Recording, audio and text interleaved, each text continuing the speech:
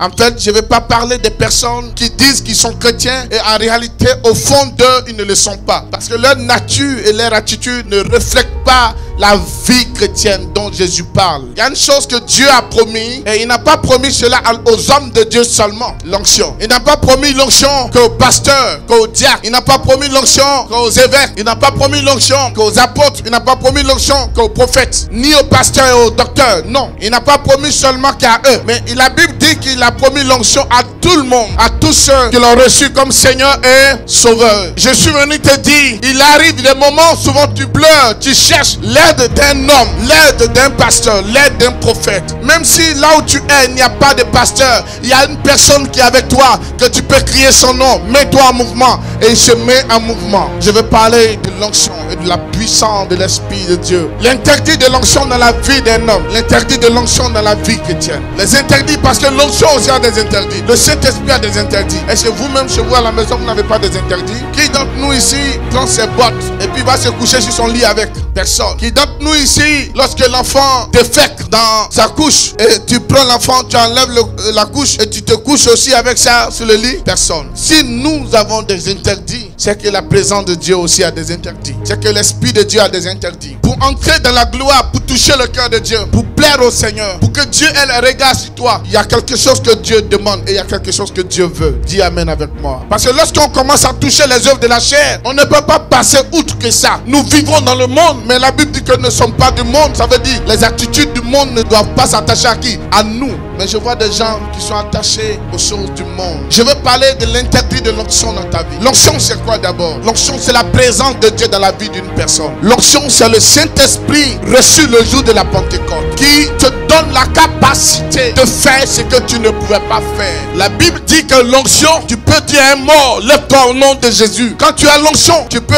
discerner dans la vie de quelqu'un ce qui doit arriver demain. Quand tu as l'onction, il y a des choses qui étaient impossibles dans ta vie. Mais quand tu as l'onction, cela devient quoi? Possible. Mais beaucoup disent j'ai l'onction. Pourquoi devons-nous entretenir l'onction? Pourquoi devons-nous entretenir la présence de Dieu? Parce que Dieu ne vit pas dans un lieu qui n'est pas saint. Il vit dans un lieu qui est saint. Dieu ne vit pas dans un lieu qui est impur. Dieu ne demeure pas dans une bouche qui parle mal et qui ment. Dieu ne demeure pas dans un cœur hypocrite. Dieu ne demeure pas dans la vie de quelqu'un qui est un voleur, qui est un alcoolique, qui est un prostitué. Et lorsqu'on parle de ces choses, l'église n'aime pas. Ils veulent qu'on dise non, tu seras béni. C'est pourquoi il y a la pauvreté dans l'église. Parce que ce qui doit t'empêcher de réussir, c'est ce que tu aimes faire. Mais ce qui doit t'introduire dans la gloire et dans la bénédiction, Dieu dit, faut laisser tomber. Et ce qui donne la capacité à un homme d'entrer en possession de toute sa gloire et de toute sa richesse, c'est l'onction. C'est l'onction. C'est le Saint-Esprit. En dehors du Saint-Esprit, c'est vide.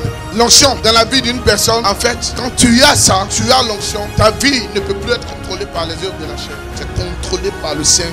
Et celui qui a l'onction aime les choses de Dieu. Celui qui a l'onction, il est un fou pour Jésus ou une folle pour le Seigneur. Mais celui qui n'a pas l'onction, il devient méfiant et hésitant. Je vais dire à quelqu'un, celui qui a l'onction, la maladie ne peut pas demeurer en lui. Je vous dis la vérité. Tu peux être malade, mais lorsque tu réclames l'Esprit de Dieu ne va pas habiter dans le corps de quelqu'un qui est malade. Il va venir déloger la maladie dans ta vie. L'onction donne la capacité à renoncer à ce que tu faisais comme mauvais. Regardez, nous voici. Nous, quand je dis nous, je m'inclus dedans. Nous voici. Nous voici. Quand on vient de se convertir, ou bien on était païen, on était comme ça. Et quand on s'est converti, au départ, on est comme ça. Mais lorsque dès l'instant qu'on accepte Jésus et qu'on dit à partir d'aujourd'hui, j'appartiens à Jésus, je l'accepte comme mon Seigneur et mon Sauveur. Voici ce que je deviens. Le Saint-Esprit vient ici. Et on est quoi? On est quoi? On est rempli. Mais est-ce qu'on est sale? On est propre, non? C'est ça, non? Dieu dit, lorsque tu l'as accepté comme Seigneur Sauveur, il te fait quoi? Il te remplit. Et lorsqu'il te remplit, tu es comment? Plein et tu es propre. Et il dit, tel que tu es ainsi, il dit, il ne faut pas marcher comme ceux du monde. Ne fais pas ce que tu faisais auparavant.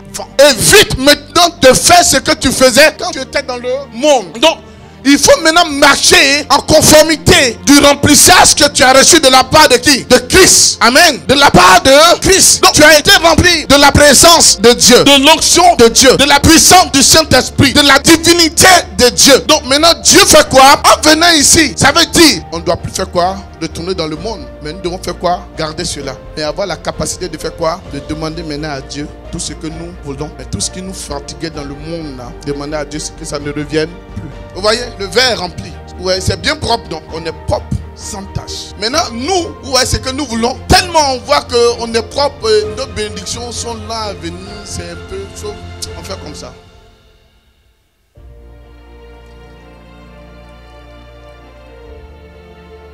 Est-ce que c'est blanc encore? C'est blanc? Mais qu'est-ce qui a changé la couleur? Qu'est-ce qui a changé la couleur? Le péché.